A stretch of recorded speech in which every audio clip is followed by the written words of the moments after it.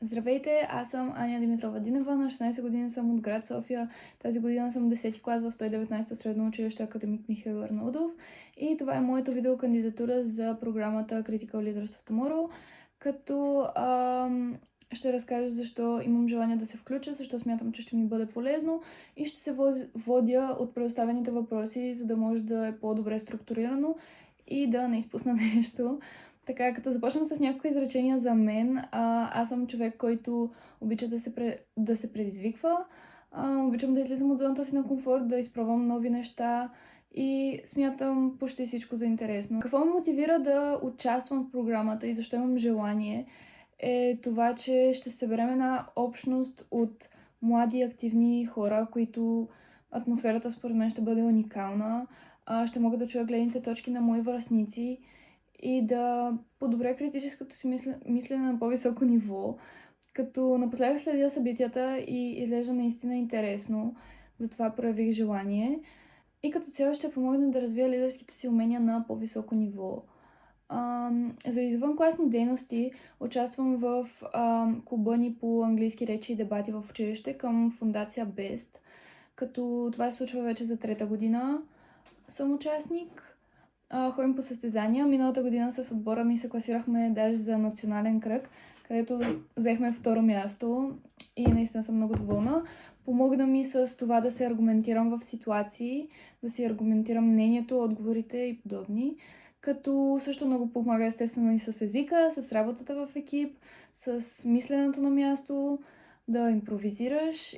Друго нещо, участвам в Тиноватор 8 издание тази година, което също много помага за работата в екип, за предприемачеството, как да се създаде бизнес в бъдещето, което мен на този момент ме интересува. Там развиваме критическото си мислене и как една идея може да се превърне в реален работещ проект или поне модел за сега.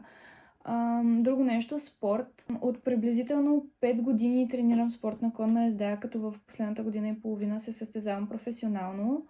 Като този сезон ходихме и на Гран При. Спортът естествено е обвързан с животни, което наистина много помага ментално. Една идея разпуска от ежедневието ти, като самия спорт ме научи на търпение, дисциплина, самоконтрол, което наистина е важно. Отделно съм в училищния отбор по волейбол, като допреди година и половина, може би 2, се занимавах и професионално в отбор, но от недостиг на време се наложи да прекратя и сега съм частично само в училищния отбор. За в бъдеще искам да се занимавам с нещо около науката физика, предприемачеството или ландшафтна архитектура, защото изразявам интерес към научните идеи, които могат да се превърнат в устойчиви решения и пространства, които са с реално въздействие върху хората и атмосферата около тях.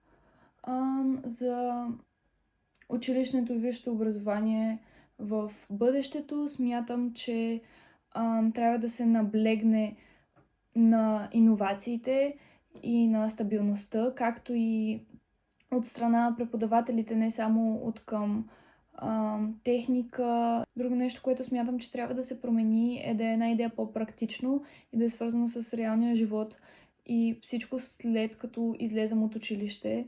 Тоест да учи на работа в екип, на критическо мислене, на емоционална интелигентност, например. Защото според мен това е важна част от нещата, качествата, които ще трябват за в бъдеще.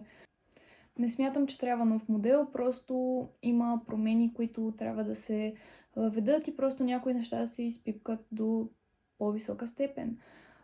Защото в моменташния модел не е толкова зле, просто има тук-там някои дупки, които просто трябва да се усъвършенстват.